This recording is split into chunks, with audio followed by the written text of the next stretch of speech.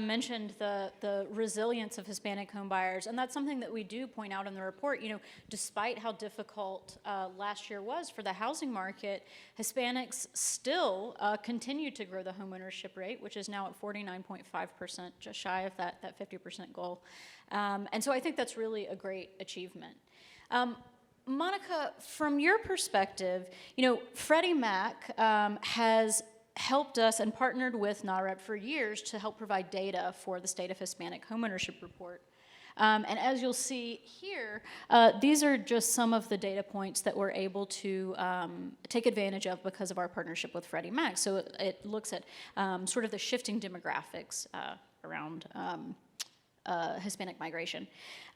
Monica, why is it so important for Freddie Mac to continue to provide these insights? And how do these insights help identify key areas for your affordable lending initiatives? Yeah, absolutely. So honored to be with everyone today. And, you know, our mission is to make home possible. And so by partnering with organizations like NAHREP on this particular report, it gives us a chance to showcase the opportunities in working with the different changing demographics, in particular, obviously, the Hispanic market, right?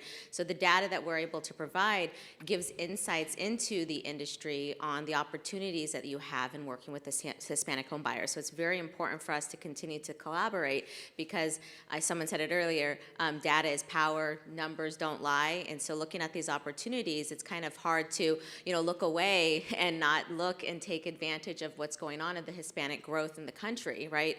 Educational attainment, income attainment are all increasing for this Hispanic market, and they are going to be the future home buyers. And so, in looking at the data, you're able to kind of better position your business for more opportunities in working with this demographic. That's great, thank you. Chris, you are a lender yourself, or you, as a vice president for Loan Depot. In your experience, how do you see the findings from the homeownership report influencing decision-making for lenders, and particularly, you know, adjusting to some of these demographic shifts that we're seeing? Well, there's so much to that question. I got a question for the audience first. Is how many, by show of hands, how many have actually looked at the report? Right? Isn't it an amazing set of information? So first off, thank you, because I haven't talked to anybody who knows stats about this more than you. So we appreciate that. I mean, seriously. So when I look at those stats and to see that 49.5% of home ownership in 2023 was Hispanic home buyers, that to me is mind-blowing. So when I look at what lenders are doing or not doing, it's really not leaning in to this space, because if you're going to help first-time home buyers with affordability and figuring out product in order to do that, you know that 50% of those are going to be Latino lenders or Latino buyers. So lenders across the communities have to be leaning into this. And so I'll give you a really good example of what I personally did. So I manage for Loan Depot in Arizona, Nevada, Utah, and Hawaii. And one of the things that I noticed that lenders do, and I started watching this across just all of the lenders that I was looking at in my markets, were that most people were showcasing the top performers that didn't necessarily look like the communities that they were serving. And so I looked at it and I said, well, I'm not really doing that either. And so the first thing I did is made sure that when I went out and hired, and I built communities and branches, that I wanted to hire diverse. I wanted to hire people that actually look like the communities that we were serving.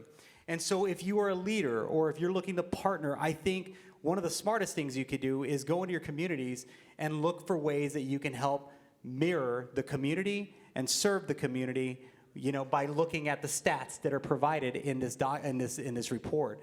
And so amazing job with the report, but that's how I think lenders can really, you know, use this information to double down on how to help Latino buyers. Thank you. And I know that my question was sort of general. Do you find that there's anything in particular about the Southwest that has been, you know, anything from the report that has been particularly applicable to the market you see here? Well, I don't think that it necessarily from me, I'm not surprised by it. I think there's a general, here's what I'm living every day with this, and then this is validation for what we already know is happening in the marketplace. Latinos are figuring out how to get into homes. And I think you were mentioning it too in our earlier discussion, that Latinos are adding family members with multi-generational people in order to qualify for homes. Affordability is our biggest problem. That is two incredibly good points kind of together. So first here we have, this is just a graph showing you one perspective on the affordability crisis. So this shows the percentage of homes for sale in each of these price brackets. And you'll see that homes under $200,000 are now the least common on the market, okay? So you think about what impact that has on possibilities for first-time home ownership, obviously a really big deal. Omar, if we can also take a look at the multi-generational households, this is something that we talk about in the report sort of from two perspectives. One, in a demographic sense, and I'd love your perspective on this as well, Monica. In a demographic sense, Hispanics are more likely to live in multi-generational households in general. From the perspective of, addressing the current affordability crisis, as you mentioned, Chris, it's really interesting to me that this is sort of accelerated because people are co-signing on loans with family members in order to make homeownership possible. And in many cases, people told me that this was specifically as a way to sort of jumpstart generational wealth accumulation, right? Monica, how have you seen that play out? Absolutely. I can't agree with you more. We have some numbers and stats as well that show that 60% of first-time home buyers are actually utilizing parents' financial help in order to help them as well. But we know Hispanics, I think the report shows about a third of them live in multi-generational households. And so it's not only affecting the financing that they're going to need in order to get that, right? Family members pulling money together, but it's also affecting the types of homes they're looking for, right? And so obviously, if you're bringing your parents in or your siblings in, everybody wants that master suite, right? And so if you're looking at a home layout, your home might not necessarily work for you. And so looking at renovation options might be a great way for you and your buyers to make that home work for them. And so at Freddie Mac, we have our choice renovation, which allowed for the financing and the renovations into one single closing transaction, which is huge, especially right now. So all of those listings where you see it's like a fixer-upper, no one wants to look at it, do a renovation lending. Partner with one of our lenders who are offering that in the market because that's definitely going to change. In California in particular, ADUs are huge. You can use choice renovation to add an ADU to your house or add an ADU to your main lot. We changed our guidelines back in 2022 to allow ADUs on a 2 and 4 unit property. So they only used to be allowed on a 1 unit property. Now they're allowed on a larger one. And so that is definitely making changes. Not only that, but it's solving for the rental crisis that we have out right now, right? We are all single family kind of focused, but the rentals, right? Rates are going up for rent as well. And so you can be part of that with your entrepreneurial spirit. You can do a choice renovation and you can become the landlord and rent out that property, maybe in an affordable area and an affordable opportunity, and then educate that home buyer on the steps that they need to do, or that renter and the steps they need to do to become a home buyer. So there's a lot of different ways you can use that. Another product that I think is obviously solving for the affordability crisis that we have right now is manufactured housing. There's been a huge change in these. When I co-present with some of my subject matter experts on this, they share about how appraisers will go out and they say, "Are you sure this is a manufactured housing home? Like, this doesn't look like one." And the way that they've changed these homes to look like, site-built homes is phenomenal, and they're at lower price points, right? They don't have to live in it forever, right? But getting into that home, starting to build that generational wealth, and then moving up into a home later on is definitely a way to get your foot into the door at a lower price point. Manufactured housing, I think, especially in rural areas, is going to be a game changer, I think. Did you want to add anything to that? No, well, what I was going to say is I think a lot of people, a lot of realtors and a lot of lenders alike are afraid of using that renovation product.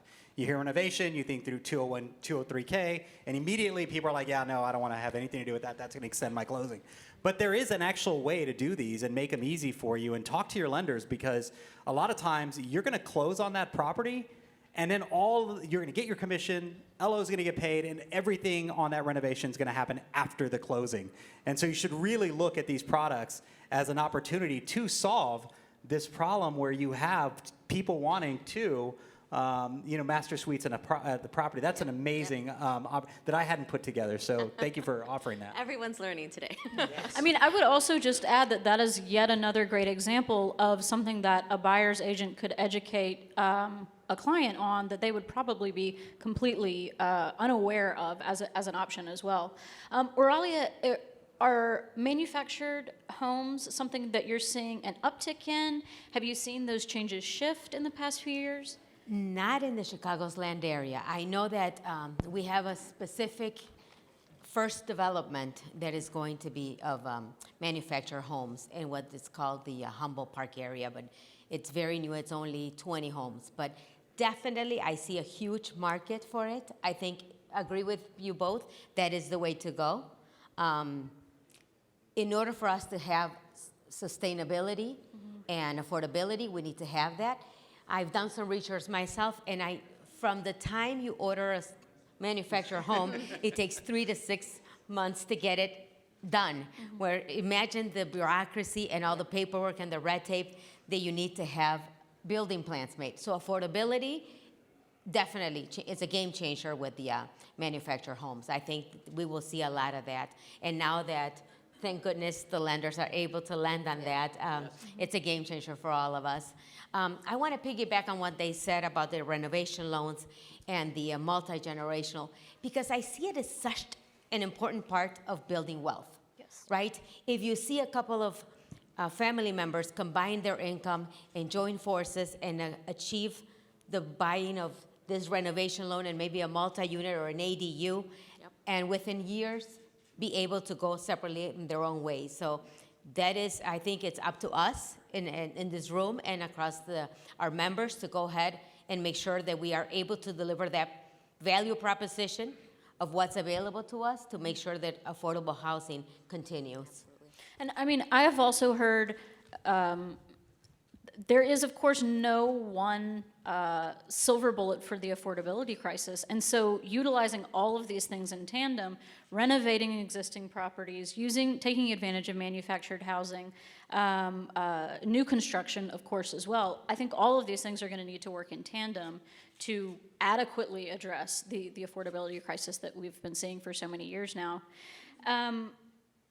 Chris, I want to ask you, thinking about some of the findings, and again, if we can think about specifically in the Southwest region, how do you see some of the insights from the report?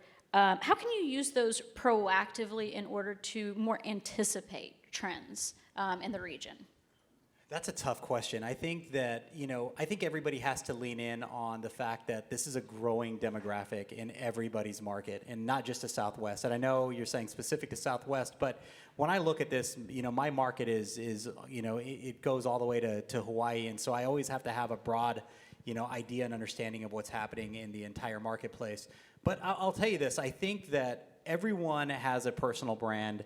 And I think when you look at the personal brand of every individual, they want to serve this community. I think everyone's in this room because they want to serve this community. So utilizing the data that's coming out of this report and using it and to infuse your social media presence is key. Giving key facts, sitting down with your clients and saying, this is what's happening in this particular market. This is some of the things that we're seeing. If your market is in any of the top 5 of any of these charts that you've shown, then that's something that can create, a social media buzz and could potentially go viral that would definitely help your business. So I look at it as using this information and taking it for how you can use that to instill that information to your clients. Yeah, that's great. Thank you. Monica, I know that from the Freddie Mac data, one of the things that we know is that the demographics of the Southwest in particular are also changing. How is Freddie Mac sort of considering these changes, and has it influenced the way that you're doing business in the region? Absolutely. I think that, so our Equality and Housing Department, our team, was created back in 2020. And I'm sure you guys have seen our plan, and we're continuing to make some changes. We've had some big successes since we launched back in 2020, so it's been in and around. But this is a key team that's really focused on Black and Hispanic homeownership, right? They have a very keen sense. So they're looking at the research, they're doing some data, and we have some big wins. One of the big things is that, loan consideration, right? Taking a look at rental payments that have led to more accepts in that, right? Rent is probably one of the largest expenses that people have that in their pursuit of homeownership, and so that wasn't being counted towards their credit. Now we are using different characteristics to make sure that that's helping, right? Also, special purpose credit programs, right? We launched our Borrow Smart Access at the end of December in 2022 into 10 markets. I think we've had a lot of success with that program, and we're hoping to expand it into areas, especially in the Southwest, where it needs more opportunities, right? But not only that, we're also purchasing special purpose credit programs. So there's probably a lot of lenders out there that are lending in markets that our program isn't available in yet, and we're purchasing those loans to provide more liquidity to lenders to be able to continue to go out and offer those programs. And then the last thing I want to mention is education. So last year we launched our Credit Smart in Spanish, and we've actually been able to educate a lot of people. I think our numbers were around 900,000 people with financial education, which is so key because by creating good credit, you are creating those files that are going to be successful in your homeownership journey. And so by allowing and providing this education in Spanish, we are helping more Hispanic home buyers. So I highly encourage you guys to look at Credit Smart and offer it to a lot of the clients you're working with. Those are impressive numbers, too, Yeah. almost 1 million people. Yeah. Oralia, I'll close out with one final question for you. How would you like to see the data from this report, influence policy around fair housing, affordable housing, et cetera, and really initiatives that can boost Hispanic homeownership? I would love to see the effective distribution of this report at a local level with our local government and our policymakers. I believe that if we distribute it properly, we're going to see some changes in the ways that we are looking at credit. Are they going to take alternative credit and be as a credit source? I believe that we're going to have maybe even the possibility of affordable building. I believe that we need to educate and financial literacy for our clients and our buyers. I think that this report can really open doors to many things. We all have a job to go ahead and make sure that our policymakers and our local governments, our councils, are seeing them and that they are aware. You guys, if the Latinos in United States were a country of our own, we'd be the 5th economy in the world. There is powerful. The 5th economy in the world. We need people to know that. We need our policymakers to know that, not just because they're in that position, but we are the voices. And Dr. Simmons, I can't congratulate you enough for giving us this information. I've read the report twice. I've taken notes. And one other keynote that I loved is that we're young. 30.7 of all Latinos, and we're mortgage ready. So the next 2 decades are cut out for us. We're going to be strong, we're going to be resilient, and we're going to continue to put people in homes.